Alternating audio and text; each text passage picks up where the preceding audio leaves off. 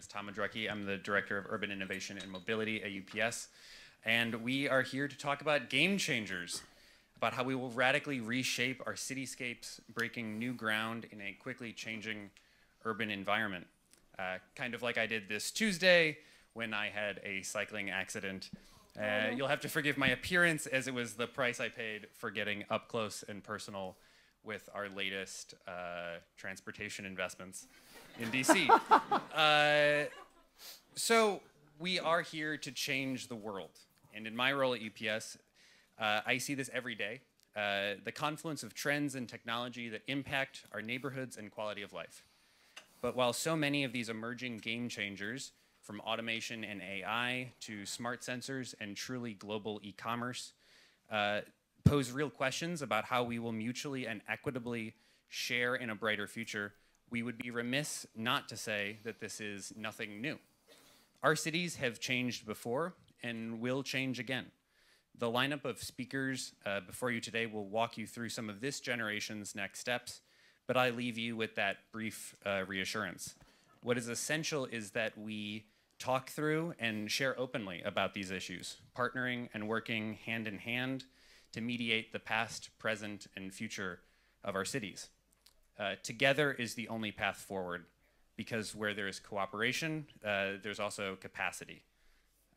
The cities of the future will look very different, but that can and should be a good thing. So thank you to our panelists, and I turn it over to you. Great. Because we have a crowded house, which is great, I'm not sure whether we get everyone's line of sight, so I'm sorry about it. Some of us will be. There's some seats here if you want it. Want them over there, do. But otherwise, we won't be making eye contact with all of you. So my name is Burdett. I'm from the London School of Economics, where I run a research and educational center on cities. I'm also really, and that's why I'm here, a sort of fellow traveler of the Bloomberg family in its widest sense, and have worked closely with a lot of the people represented in this room. I've been asked to chair this event. We've got 4 people who know much more about the subject than I do, and looking at who's in the room, I'm quite scared, because a lot of you know much more. I was struck by the choice of the words that we use for this panel. Right? So, game changers, how to embrace disruptive innovation and lead without fear. So, game, disruptive, fear, these are terrifying words. There isn't a negative connotation, despite what's just been said about, the future of technology is all rosy. While the words embrace, innovation, and lead are not only softer, but actually much more important in terms of what we're doing. So I think it might be interesting to sort of cut across these big questions around them. What are the questions? What are we here to try and understand? We want to know what drones, what autonomous vehicles, what driverless buses, sensors, what do they actually do, but what can they do in terms of changing the way we live? But also, people talk about the shape of the city changing. The shape of the city is going to take much longer to change in terms of infrastructure. And some cities have remained the same for thousands of years, but adapt to new technologies. And the real question is here, what is the vision that politicians have? We just heard it from the metro mayors in the UK. And how does technology support that vision, rather than the other way around? And I think that's going to be an important way for us to sort of understand that. I mean, some of the issues that affect all of you in the room, and certainly some of the speakers, is how do you actually change people's mindsets? It's okay to say that we're going to do that, but how do you actually go about talking to people? And I was already struck by a conversation I had with Cheryl, which is, well, when politicians listen on the whole to drivers, right? They vote. When you have a driverless car, who the hell do you listen to? I mean, her idea, her point. And so we can sort of go on. Now, many years ago, there was a brilliant architect in the UK called Cedric Price. Some of you in the design field might be aware of him. He's no longer with us. But he did say in the 60s, technology is the answer. What is the question? And you've all heard that, but it was this guy who sort of came. So to talk about these issues, we have 4 extremely interesting people, sort of, for me, the right cocktail of leaders, of thinkers, of doers. We have a mayor, Sam Liccardo from San Jose. We have a transport engineer, policymaker, recently, as we'll hear, in Toronto, Steve Buckley. We have a policymaker turned investor, effectively private sector, in Rit Aggarwala, who is now with Sidewalks, and we'll hear about that. Sidewalk, I should get it right. And we have, and come on, none of you have this title, a futurist. Right? So Cheryl is officially a futurist. That's her job title. And interesting, we have two effectively from the public sector, as I've said, in terms of mayors and sort of public agencies, but also two representatives from the private sector in terms of WSP, major engineer, and now Rit in his Sidewalk hat. So what I'd like to do is just ask you a few questions. The more we can make this into a conversation, the better. If we have some time, any air left in the room, we'll also have a few questions before we wind up exactly at 2:32 or 2:30. I'm looking at you, Stacey. 2:30, that's when we have to end. I think we should start with Sam. Sam, you started, your city is in fact the 10th largest in the United States. Extraordinary, the largest number of patents in the US than any other city. It happens to be in an area, Silicon Valley. There's a good reason why that might be. Extraordinary number of investment in your industry, in your area in terms of intelligence, technology, and everything else. And it's not by chance that you were elected as a mayor and you put the sort of environmental agenda way up there. But before you describe what that is, and you set up a plan, which we do want to hear, what's the connection with these big, I'm not going to say monsters of technology, but all these amazing institutions are there to you and your city? I mean, one of the criticisms out there, you all know that Norman Foster's designed the Cupertino Apple HQ, fantastic building, but is it going to be an island to itself? What does it do to the rest of the environment in more senses than one? How do you actually get there and things like that? So I'm interested in that. Explain that relationship and also. Well, you know, oddly enough, in response to the question, what's the connection between all those great companies and our city? Not nearly enough. When I came into office about 2.5 years ago, for the most part, many of those leading companies tend to be just outside our city limits, whether it's Facebook or Google or many others. And what was a remarkable disconnect is that, you know, for the most part, City Hall still remained a place where people huddled over Wayne computers and legacy systems that were decades old. And because we'd just gone through a very painful time in the Great Recession and a lot of other related issues that cut our workforce about a third, we were not very outward looking. We were still very much licking our wounds as I was coming into office. And it took a lot of work for us to really start to change the culture, to start to look outward to the private sector and build partnerships. It required us bringing many of those private sector folks in, sort of borrowing from Mike Bloomberg's approach of always hiring people who are brighter than you. So we hired smart folks from Cisco Systems and PayPal and Amazon. Actually, one of them's in the room here, Con Russo. And they helped us really to build an office of strategic partnerships and innovation, really focused on building the bridge to those companies. But the reality is Silicon Valley companies, unlike sort of the old line companies of a century ago, you know, their customers are everywhere, their workforce is everywhere else in the world. They're not typically thinking about their backyard. They're typically founded, half of our tech companies were founded by someone born in a foreign country. And so that orientation, while it's the nature of the business and we understand it, doesn't necessarily lend to a lot of partnership immediately unless you're very deliberate about it. And so we became very deliberate about it and really told these companies, look, we've got some very basic objectives around safety, sustainability, equity, and we think we can be a platform for innovative technologies with civic impact in any of those areas, and we're willing to be a laboratory or a guinea pig, depending on your perspective. So take those 3 points, just give a bit of color on each one, and how did the how is the technology helping address those issues? Sure. So you know, each one of those 3. Yeah, we started out with really got involved in the Bloomberg's efforts around what works cities using data and behavioral insights and other tools. So, for example, around safety. Having lost a huge amount of our workforce to the Great Recession, we now had to figure out, with a small number of building inspectors and serious problems with safety of many of our housing units, how do we best identify those housing units that are most likely to pose health and safety problems for our population. Well, inspectors were utilizing sort of their gut instinct to figure that out. What we were realizing is that wasn't a very good approach, and so we identified a few hundred factors that would help us create algorithms that ultimately would help them better identify which homes and apartment buildings they needed to go inspect first for fire safety hazards or whatever. And we were able to improve their ability to identify those hazards by about 30%, which is obviously impactful when you're trying to figure out how you provide a force multiplier to a very thin staff. And on equity, what is the major issue in your city, which is also part of your political ticket, I guess, right? Yeah, well, we're, you know, like the rest of Silicon Valley, everything has gotten incredibly expensive, so thousands of families are left behind. And there are a lot of issues around equity, but we have, like many other cities, a digital divide.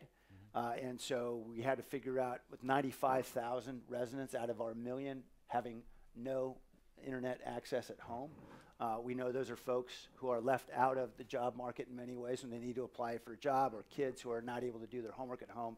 So, for example, we're partnering with Facebook that's launched this, or about to launch, a Telegraph initiative in our downtown to see how we can provide free gigabit speed wireless.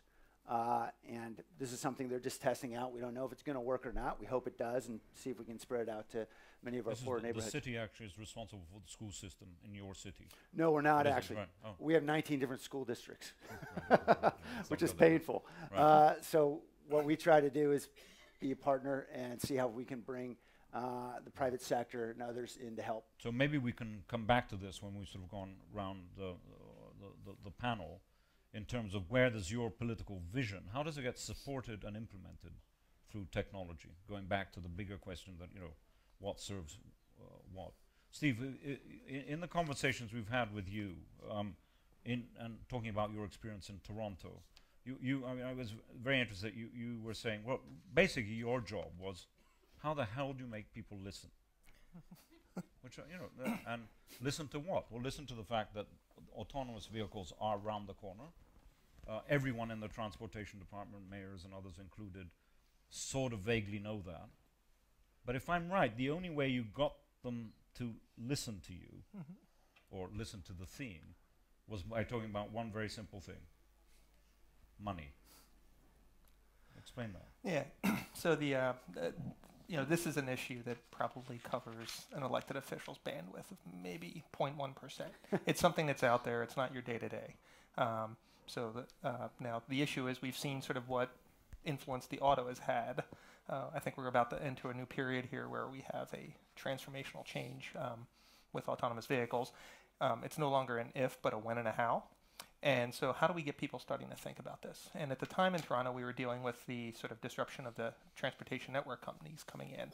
And we thought that was pretty disruptive, and that might have been 1 or 2% of the trips in a downtown core. Now this could change how people travel throughout, you know, a region that's 5 million people. So how do we get their attention? We did a white paper. We highlighted some of the challenges.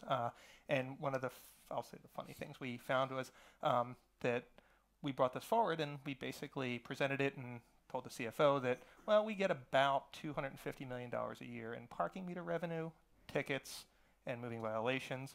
That could go away. And then all of a sudden, well, tell me a little bit more about this. So, so it was the tool that the proverbial burning platform that we used to initiate the conversation. And at that point in time, we did create an intra-divisional city working group that wasn't just transportation. It was city planning. It was the transit agency. It was revenue. It was aging. It was employment services. This is going to touch all of them in a very different way. But we got the entire organization starting to think about it. I mean, what is interesting there is that in a way you grab the attention of the policymakers around a negative, i.e. you're going to lose maybe $100 million in income through parking and other tickets, rather than, which as an urbanist I think my much more serious problem, is that maybe public transport or transit or transportation, I'm translating between English and American there, by the way, public transit could completely spiral down, and therefore leaving out, say, people in remote districts, and I'm sure others have things to say here, that I think might be a shared concern about, you know, what is this new technology going to do, who's going to be served by it. But that is something which was very much in the documents and the white papers you did, but somehow it grabbed less of the public attention, which is fascinating in terms of, you know, in terms of a voter issue. But say a bit Yeah, more I about mean, that might be something that you see sort of over the course of time in a sort of slow and gradual way. Yeah. Again, my experience has been, I've been sort of, now that I'm back in the private sector, I've been traveling around talking to many city DOTs, state DOTs, transit agencies. It's amazing how few of them have really thought about this. And we're starting to see reports now, and they haven't been sort of thoroughly vetted, but whether this is truly complementary to transit or supplemental. And sort of, I think a lot of the story we're hearing now is that this is chipping away at some transit ridership. And the question does that continue to go down and down and down? So is there a way for us to get ahead of this? And this is sort of where our initial reaction was, hey, how do we prepare for these? And we realized they're not here yet. So the question is, can we get ahead of them, and how do we plan for them, and how do we shape them? So I think that's the critical part. And having moved away, now that you're safely in the private sector in Philadelphia, and you've got nothing to do, you're not on the payroll of the Canadian government or anyway, Toronto. Are they more prepared, and what are they doing about it? Yeah, I mean, apart from bringing in Sidewalk. yeah, part of this is just part of this is just an education process, and getting more and more people It's thinking. a what process? An education process. Right. So getting more and more people thinking about the you know, secondary and tertiary impacts of this. It's not just about transportation, and thinking about how everyone can prepare for this. That, I think, was the first part, is just sort of elevating the conversation. And now we sort of have a lot of cities paired up together through organizations such as the National Association of City Transportation Officials, the European equivalent Polis, where we have cities sort of binding together around this, because in many ways we're being sort of carved out of the conversation that is happening primarily at the state and federal level. But these obviously are organizations which relate you to other cities, and Correct. that's what CityLab is about. That's why we're all here. But connecting that back to the electorate, to your voters, can you say something? I mean, is what Steve's saying resonate with you? Oh, absolutely. But, you know, we're looking at ways in which autonomous vehicle technology can be an and rather than an or. You know, we went out with an RFP, our request for information, very intentionally telling companies, here are 5 routes we want you to help us solve a problem relating to mobility the transit system is currently not solving. For example, how do we get homeless veterans who live in one center and connect them to a transit location because they live too far away? And we were really surprised by the interest of companies. In fact, we had more than 30 respond to our RFI, and we're going to launch in the next few weeks. When we clearly define what the problem is we're trying to fix, I think the private sector gets much more interested. I think the problem is when you just say, okay, we'll open up our city to autonomous vehicles and we'll see what happens. It's pretty hard to make the use case to voters or to our residents that it's okay to sort of let the streets be terrorized by these robot vehicles. It seems a little scary unless there's a compelling reason that they understand. So Rick, you're now sort of the scary guy in person. I mean, you're Me? yeah. Those of us who have the pleasure of knowing know that's not the case. But you know, you take back the word, you know, go back to the words of, you know, disruptive, fear, game, you know, and you in particular, and it's interesting that with your organization in the role that you play, as sort of effectively chief policy strategist at Sidewalk, that you find these words a bit worrying, right? In terms, but just pick up Sam's point, then we can maybe go back to your experience at Plan and NYC. But on this note of how does in the end, external organization come in and impose your notion of what is right, which may or may not fit with whatever the city thinks is right. I mean, Well, I think actually even the way you phrase that question, I think reflects the unfortunate reality of how some of this has happened over the last decade, but certainly does not reflect the way I think it ought to happen, and doesn't reflect at all the way Sidewalk sees this opportunity. I think what the mayor just described is exactly the right approach, which is that at the end of the day, technology cannot be allowed to be something that happens to cities. It has to be harnessed to serve the city, right? And if the attitude is, oh, your city, your community is a playground or a testing place for something we want to do to make money out of. That's an unacceptable approach, right? At the end of the day, it's got to be, well, oh, we know something about technology, we know something about finance. How do we identify the things that your community needs solved and bring technology to bear to do that? And there's a great history of that, right? I mean, Mayor Hidalgo this morning talked about the sewer systems. I mean, this was not some company that just came in to re-engineer Paris to take profits away. Right? No, it was the city harnessing state-of-the-art technology to solve one of its most pressing problems. You see that in the New York City subway. You see that in the aqueducts of Rome. Right? And that is actually where the technology needs to be. It's our aspiration with this project, you know, and Sidewalk Labs were formed 2 years ago. We're part of Alphabet. Extraordinarily excited about having been granted the opportunity to be the innovation partner for Waterfront Toronto, both to work with them to envision and development a small part of the Toronto waterfront, but then also with the mandate to present a vision for a much broader area. And I think, you know, it's not at all about how do we get them to accept our vision. If we approach it that way, we fail, and even if we were to pull it off and like pull something over the voters, you know, it would yield a bad place. What it must be is, how do we figure out how to take the ideas we've got, filter out the ones that make sense, that are really relevant to improving the city in the eyes of its levels of government, in the eyes of its residents, right? And building that.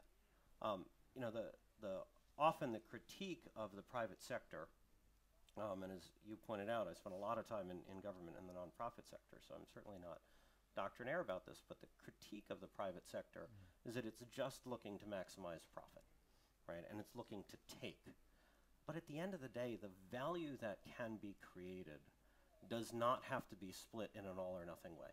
Yeah. Right? I mean, what it was has to be split in a way where the citizens, the government, everybody's better off at the end of the day, and I think the returns are there for all sorts of private opportunities. I think it might be interesting to reflect, okay, you say that, no one's going to disagree with what you've just said, but how do you get there? And I think from that experience, having sat on both sides, I mean, Mayor Hidalgo yesterday in one of the smaller groups was sitting between maybe the two or three gentlemen who were there, some very high-level ranking people from BMW, Volvo, and other companies, and she said very openly, she said, look, we can continue fighting. You know, we've done that for the last 15, 20 years about who has the rights to, and you know, or we can begin talking about what is in our common interest. And this is something that I know Cheryl will come to in a moment. You also have to have an elasticity as a policymaker and private sector. And you know, there is a question there as to whether you feel that's the case, Whit. And just back to you, you've talked a lot about which partner do you choose? You know, because you know, but of course you're lucky. You've been in New York. I'm lucky. I'm in London. We're lucky. We're in Paris. These are cities that can have. I guess you're lucky because you where you are. Yeah, I mean, I mean, yeah. But most mid-size and smaller cities aren't that lucky. You know, some there may be a reaction to say, "Oh God, we're going to get company X or company Y to give us these things for free, even though we don't need them." And I just wonder whether you could say a little bit more about this issue of the selection of the right partner and how what is that process about? And Steve, you may want to add to that. Well, you know, the way we approached what we came to last week with Toronto, it was a mutual discovery effort. We had decided about a year ago that we were interested in developing some sort of neighborhood scale district somewhere, and we did a broad search of sites in North America and parts of Europe, etc. And at the same time, it just so happened Waterfront Toronto was doing a scan of the market to think about how it might do a different approach than just a standard RFP for a real estate developer for this portion of the waterfront. And as we got to know them through that mutual process, we got very excited about that opportunity, and then of course they issued an RFP, and we had to go through a procurement process where, you know, as you would imagine, we were quite constrained in who we could talk to, etc. But put our best ideas out, and of course we last week published the 200 some odd page proposal that we had given them, in part because we want everybody in Toronto to react to that. But what was so attractive And I don't think it has to be this question of, oh, are you a lower income city or whatever, because to a certain extent, desperation is a state of mind, right? And if you have a really good institution, I mean, Waterfront Toronto is a really attractive institution for us because it's a joint venture basically of the federal, provincial, and municipal governments, and anybody who's ever been in government knows you can't do anything big in a city without all three of those levels of government being involved. And so that is a structure that's really attractive. They've got a track record. And I don't know, I mean, Toronto itself, of course, is a phenomenally attractive city because of its talent pool, its growth, its political climate, et cetera. But it's not clear to me that mid-sized cities are disqualified. There were a number of mid-sized cities that we were also potentially excited about. So, Steve, given that you're no longer there, but I mean, how do you see this sort of arrival of this new company, which isn't it's known for many things, but not for urban development yet? Right? Do you think it's going to be a positive step for the city? Yeah, no, I think the process that they follow is important.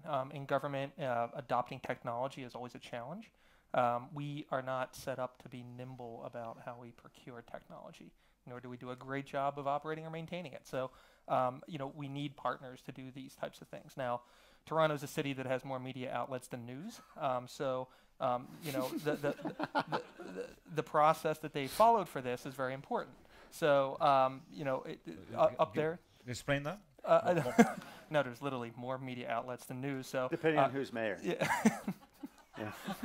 Okay, got it. Yeah. Okay, got it. Okay, right. Okay, I got it. Okay. So it's just I mean, it's critically up there. It's held very, very sacred that you follow processes that are sort of above board. So the fact that they went through an RFP process, again, Waterfront Toronto has some good capacity in it, and came up with something that's going to bring a laboratory of technology into Toronto to see, hey, is this something that we like and can we do elsewhere? I think is a great step for not just Toronto, but for so you just used the all word cities. Nimble. There's no better segue to Cheryl and her work than the notion of being nimble. That effectively the new generation that is going to of policymakers and others and all the different actors represented here, who are going to be able to actually make a difference, need to be much more nimble than perhaps we've been to up until now, which, by the way, goes back to university education, training, and much else in terms of our awareness and everything else. Now, when Cheryl and I spoke on the phone last week to sort of talk about these things from Singapore to London, the line wasn't great, but there were a couple of things which I picked up which really, really struck me, and which is about the nimbleness and the sort of the muscle, physical muscle, that the sort of the new type of person in charge needs to have. And I think you said that the classic transport planner, and if there are any transport planners here, don't take this personally. Okay, well maybe yeah. You're like a bodybuilder. You're strong. You're tough. You're Bob the Builder type, and that actually, you've got a clear set of things to deliver. And that instead, probably what one needs is a completely different approach to bodybuilding in many ways. And I think this is something that you, as the futurist, and let's remind ourselves that Cheryl worked in many different government departments in Singapore, so only recently has become an academic with that sort of elegant subtitle, to be fair. Do you want to just reflect on some of these issues for us and what you've heard? Yeah, absolutely. I think we've spent quite a lot of time talking about kind of political vision, and thinking about, what are these visions of the city that we want to have. We talked a lot about the technology that goes behind it. But I think what we haven't really spoken a lot about is the bureaucratic capacity to be able to effect those visions, right?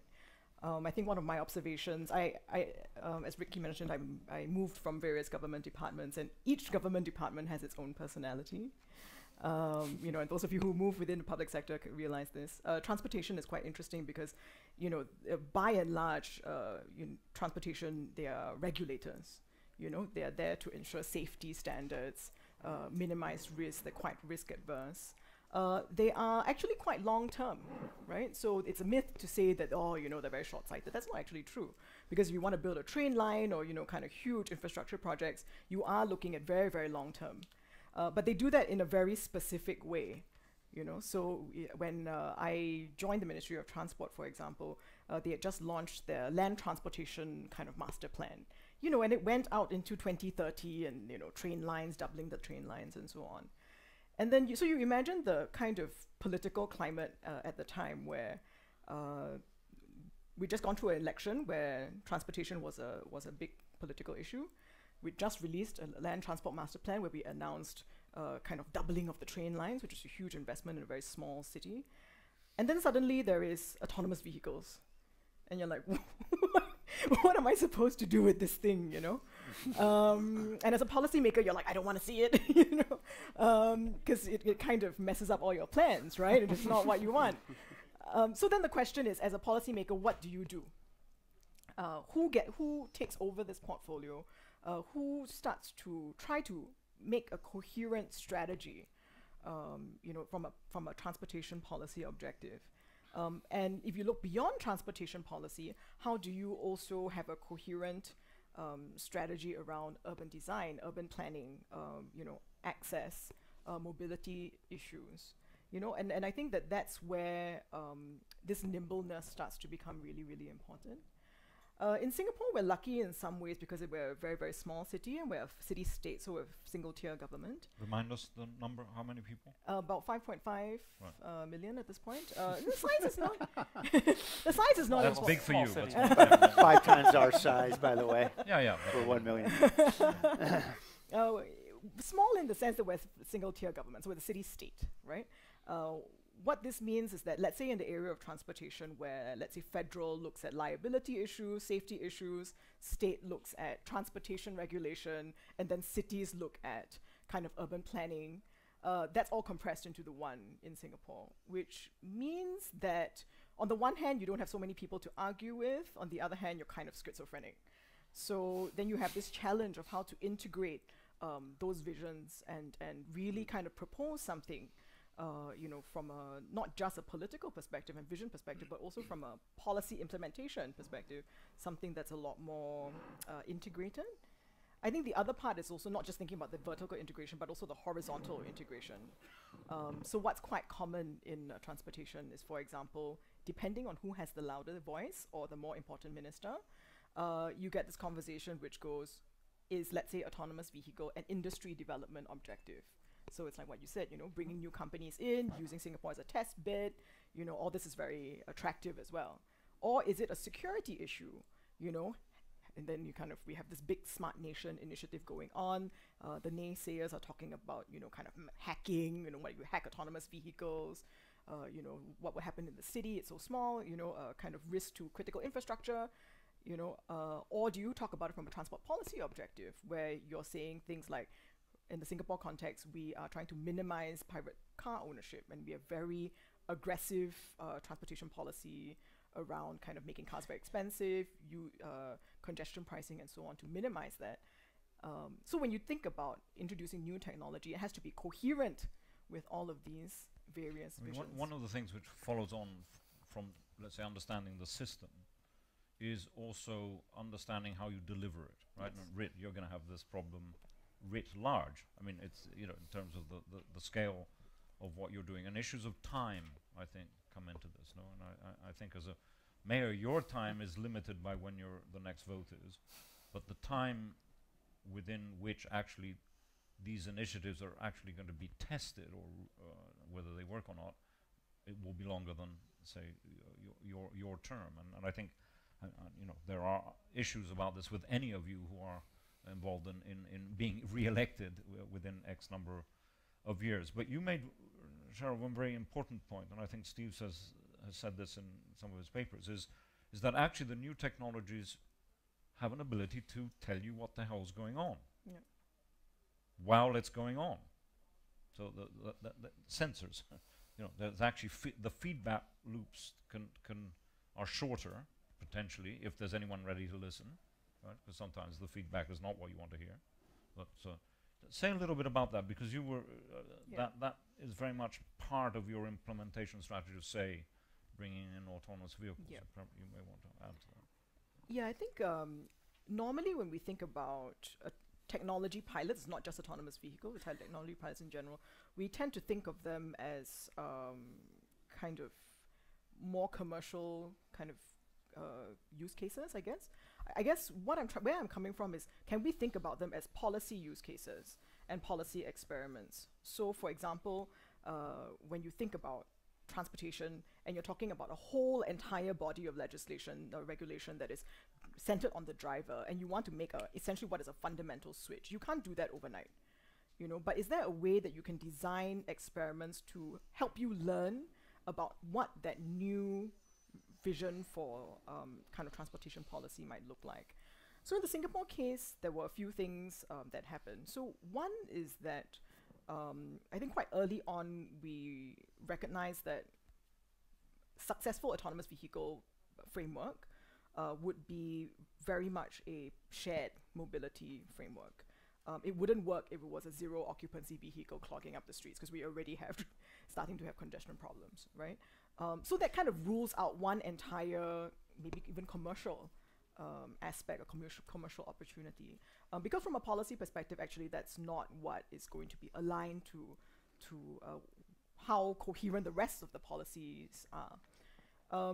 So if you look at the number of experimentations that are going on in Singapore at the moment, a lot of them are, in part, also for the policymaker to learn more about the technology. I think there's a real fear with emerging technology and policy where you've got, it's a bit of a dilemma, right? On the one hand, you get, if you move too quickly, you become obsolete. You have obsolete regulation very quickly. If you move too slowly, then you kind of disincentivize industry. So so is there a concrete example of where a policymaker actually changed his or her mind as a result of the feedback? And then I'll ask you the same question. Yeah, I think changed mind in the sense of a mindset shift. I think one of the things that is quite critical in autonomous vehicles is the issue of safety. So I think when you go in and you read a lot of the research and literature, it's like, okay, it's supposed to be more safe, right? We did a number of tests in safety from which point of view? Safety of the vehicle, right? So vehicles, right? Yeah. So the idea that a lot of traffic accidents are basically human error. Yeah. So we did a number of pilots. One of them was actually in a neighborhood park, and another one was in Sentosa, which is kind of like a island. And it was this idea of what is public acceptance of autonomous vehicle. And it turns out that actually the perception of safety is a lot more important than the actual safety. Especially when it comes to technology that is new, right? So, and it's back to this idea of fear. Yeah. So there is a responsibility of education to the public as well, Yeah. No, that's absolutely true. And I, just with regard to data affects decision making, there's a long tradition of politicians never allowing the facts to ruin a good story. Yeah. But increasingly, I think we're recognizing with all the data out there, it's hard to avoid, and there's a huge opportunity for a lot of cities. One challenge, of course, is figuring out who controls the data, who has possession over it, and those are very difficult conversations. And we've seen some cases where they've not gone well in other cities, and I think we're all trying to learn what the best model is. Don't hold back. Yes, well. Such as? Where has it well, Uber in a particular city. Right. But I would say there's enormous power in this data. I mean, we're working on agreements now where these vehicles are going to help us identify where the potholes are on the streets. We are trying to figure out whether or not there's sufficient ridership to justify a rail connection from our transit station to our airport, which I know in any city would be a no-brainer. But we're still building out the transit station with 7 different lines, and having autonomous vehicles be the test bed to help us gather that data is enormously helpful to at least make the case to other authorities that are going to be providing us funding that there is in fact a demand. Rich, on this point? Well, look, I think the overall opportunity to gather data from the urban environment is potentially one of the biggest areas of improvement and transformational change we could imagine. I think all of us, when we think about it, we realize that basically all of government in one form or another is about gathering information about reality. right? And every bureaucratic form you've ever filled out, every permit that's ever been issued, it's fundamentally about understanding what's going on, monitoring it, making sure that it's in conformance with what's acceptable either under the law or socially. And so I think data has the potential to revolutionize that. Of course, it raises massive privacy issues. And those privacy issues sometimes are at the corporate level, and they're fundamentally at the individual rights level. And so that's got to be addressed. But again, I come back to this question that if there is a value that's being created overall, and the rules under which you're using data, sharing data, et cetera, are understood, and they are not pulling the wool over somebody's eyes or burying something in the fine print, but actually understood. Right? In that case, then, people tend to be quite receptive to sharing information. And you think about information that's shared in different contexts, you know, in a university, right? People share a lot more information with the university administration when you're on a campus or you're a student than you ever would currently with government. You think about different companies with which you have a relationship. They have lots of information about you, and not talking about kind of the last generation of companies, but your phone company, your credit card company, massive amounts of information. And so the question is, what are the rules under which it's used? And I think that is a topic where, like so many others, we're certainly excited about having that conversation and figuring it out very much in what we hope to do in Toronto. But it's got to be done in the service of the public, and with that mindset that it's not a zero-sum game.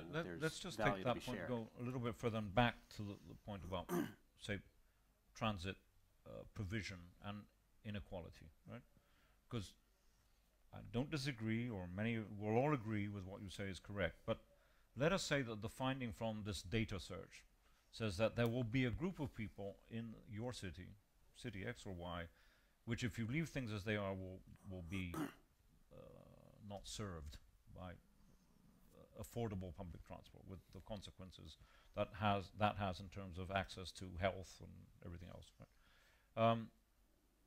The question is, how does that data then feed into effectively public action? Let's call it. I use the analogy of housing. I mean, in the end, we know in the UK, this is our biggest problem. If we don't have subsidized housing in one way or another, we're not going to solve the problem. But we can get as much data as we want, but if we don't change our mindset, we're not going to solve it. Or if we're only depending on the private sector to provide that housing, it just won't happen. Hasn't happened for 25 years. Why should it happen tomorrow morning? So I'm just interested, Steve, on that. You've reflected on that. Yeah, no, my head was a little bit on the one piece over here. I guess, you know, the one piece of this is, you know, I think cities need to telegraph what we want out of the technology, and particularly around the information and data side. Be careful what you ask for with data. I mean, these vehicles are going to be spinning off terabytes of data every minute, and government wouldn't even know what to do with it. No, we won't. So I think the important thing is trying to figure out what information is critical and what information do you need to run. And, you know, the way I was thinking about this in terms of if we were going to evaluate whether or not a shared AV system is performing like a transit service is, you know, we want to make sure that the customers are safe and secure, sort of like the rules around taxis. We want to make sure that there's consumer protection, that people aren't being gouged. We want to make sure that they're providing equitable service and not denying service in certain locations. So these are the sort of rules I think that we have to start establishing, and then inviting companies in and say, we welcome you to come into our city. Very clearly, these are the rules, these are the ground rules. We want you to ensure that you're going to make our city better, but these are the rules. Right. We're going to open up to questions from the floor in a moment, but Cheryl, did you want to just comment on this? Yeah. About rules and Not so much about rules, but I guess more about the information. What type of data are we actually talking about? So I think there's a challenge in terms of, especially from public policy perspective, do you use the data for operational efficiency, delivering services better, or are you using the data to actually change policy and strategy? And I think that's not always clear. No. And of course, you know, depending on whether the data is real time, depending on the data, you know, how much data you have, that can be quite a challenge. So, for example, one of the things that we've seen is that we've been able to build models, you know, let's say that would build a platform to show that, okay, you know, you would get certain operational efficiency, but then you can't get the data or the pipe of data in to be able to do that on a real-time basis anyway. So then you have these other challenges. So far, we've had the most success in smaller scale kind of policy, kind of operational policy service delivery type experiments, as opposed to trying to use the data to solve like larger policy problems. So that's still, I think, a gap. If we have time at the end, we may come back. And Sam, I'm thinking of how do you actually use the technology to get people to tell you what matters, which is different from what the data tells you. So some questions. There's a microphone. One microphone in the room. Fine. Thank you. I'd like to come back to one of the tell themes. us who you are. So Philippe Chris with the International Transport Forum at the OECD. I have a question coming back to this word fear, fear of disruption. And it has to do with perhaps the very low appetite for risk in the public sector, and the fact that a lot of what we're talking about has a high potential for negative outcomes, failure on the part of government investments. We can look at any city, any government around the world. There's zombie projects that go on for years because no one wants to admit they failed. And at the same time, we know that if we learn quickly from a failure, then we can move on to success. How can we get the appetite for risk in the public sector more aligned with perhaps appetite for risk that we see sometimes in the private sector? Sam, you want on that point? Yeah, I guess, if we're sticking to the autonomous vehicles theme, I think it's really important to convey clearly to everyone the cost of doing nothing. We're seeing a really sharp rise right now in the United States in pedestrian and bike fatalities and traffic accidents as more and more folks are glued to their screens, despite laws against it while they're driving. And what we know is that safety is never, we all have adopted Vision Zero ambitions like Sweden and everyone else. But we're not getting there. We're going the opposite direction. And so I think it's really important to state the case clearly that the status quo isn't acceptable before you can get anybody to move and take risks. And then you have to give them room to fail. In Silicon Valley, we call it failing forward, and be very intentional about the fact that we're not going to get this right the first time. Obviously, when you're talking about human life, there are very unacceptable risks, but nonetheless, doing nothing is posing far more unacceptable risks. I think my perspective is coming from somebody who's a futurist and kind of thinking about it as a systematic discipline to approach risk and approach new innovation. So I think about it more from the perspective of organizationally, how do you develop process, that kind of enforces this systematic thinking about trends, what's coming up, how does this affect us. In the Singapore example, I think that's worked reasonably well for us. I think about it a little bit like, what's more motivating, me putting up, a picture of a supermodel on my fridge, or me, putting my running shoes next to the door and just going out and running, right? So I think that there's a little bit of that. What's the bureaucratic equivalent of that? It's not always the vision, right? It's about every day just get up and go running, So I think that's something something to be said about the process. Yeah. Other questions? No comments? Maybe over there? Any on the side? Margreet van Dodewaard. I work with HIVOS, which is a Dutch development agency. We work mainly in cities in Africa, Asia, and Latin America. First of all, for those of you who read the Hitchhiker Guide, I still feel the answer is 42. I'm not sure what the question is, but I do think lots of exciting stuff with technology, and I still have a technological background, so every time we talk about it, we get very excited. But I just wonder how this interfaces with citizens and their needs and how you connect to that. Well, Sam, you start. Well, despite my title, I'm no expert in citizens' needs. We're constantly learning. We're trying to do what we can to better understand the interaction between discerning those needs and the use of technology. For example, we launched a new CRM app where folks can, fix whatever it is that needs fixing in a city, whether it's illegal dumping or abandoned vehicles or graffiti, with a click of a button, as many cities are doing.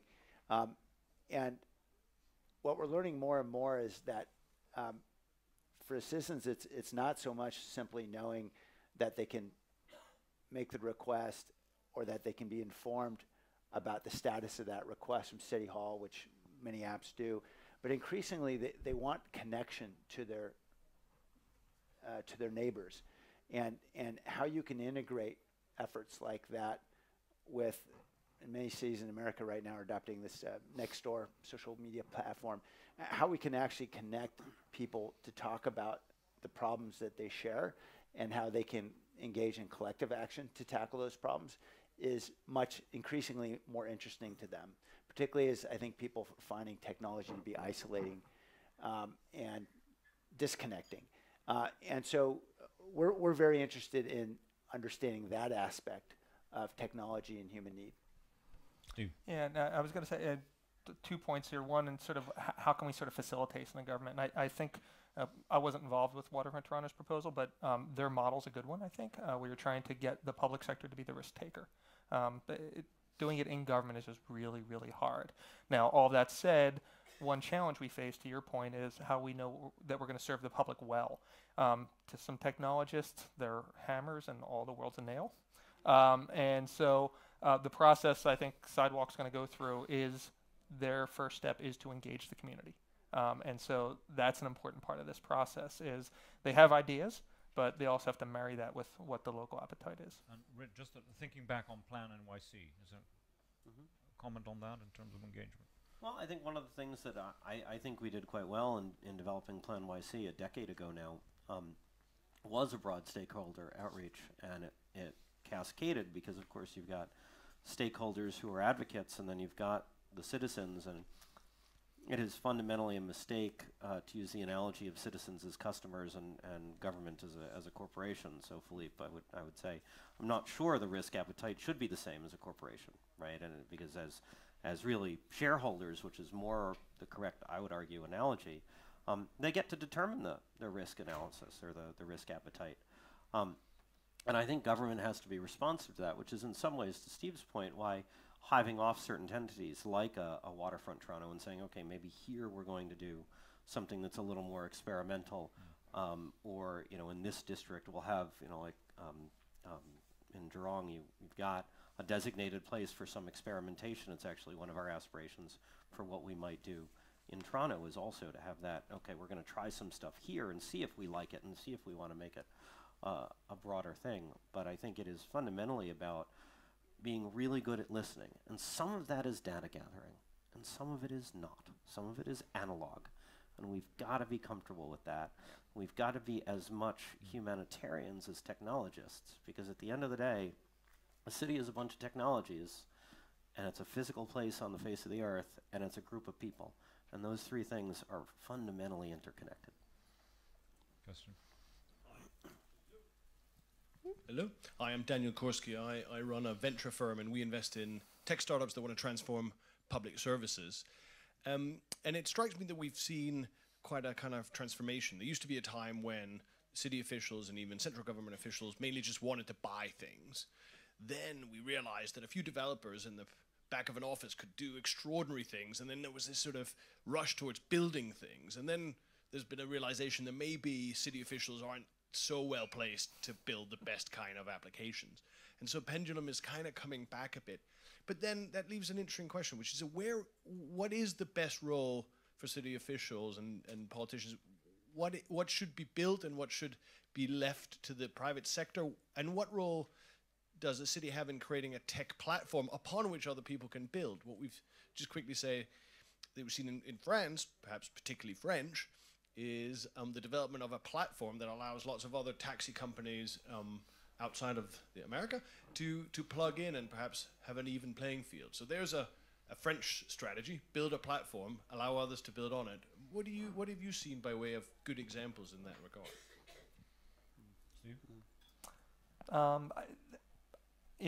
Again, I've been on the inside of government, and it's sort of reinforced. We had some really great people, but government's not terribly good at picking technology. And then what we do is we keep it for 20 years and run it into the ground, and then buy the latest new thing and run it into the ground. So we've come to the realization we're not terribly good at that. And now what we really want is, can someone provide us the information we need or the service we need?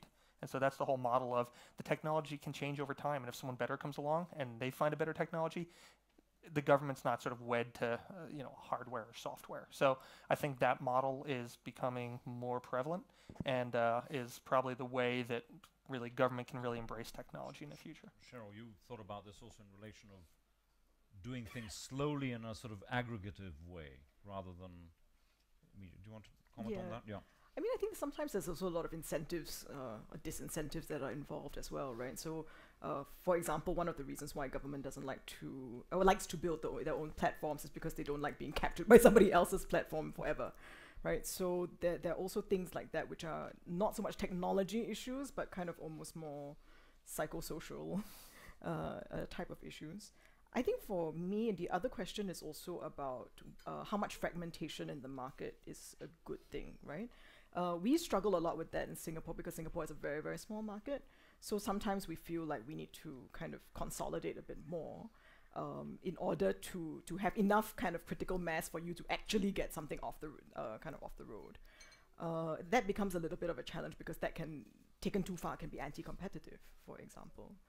So to be honest, it's really not a one-size-fits-all. I do think that governments have to be a bit more nuanced in their thinking. So for me, a lot of times within the civil service, or when I now educate public policy practitioners, it's about teaching them to be smart buyers of technology. Most cases, there aren't even that, right? So Cheryl, can I stop you there? Yes. Because we have 1 minute left, and I'd like to ask each one of you in 12 seconds. If you had one thing you would change, either in your organization, your city, or in an institution, ban Uber, for example, one of our sponsors. Put charging points, that's gone. Charging points in all our public car parks, as we heard yesterday. One very, very simple thing. What's the one thing you'd like to change? One. Encourage more risk taking. Well, that was pretty clear. I want to have transit agencies give a hard thought about how they incorporate this coming technology into their organizations. On their side? Yes. I'd like the broadest possible definition of citizen engagement, because we have real shortcomings with the way that we do understanding. I'd like policymakers to think about emerging tech as not questions of complexity, but questions of courage. I have to say the supermodel or the gym shoes is what I'm going to remember. Thank you all very much. All right. Pleasure. It was fun. Sure. Yeah, it was fun.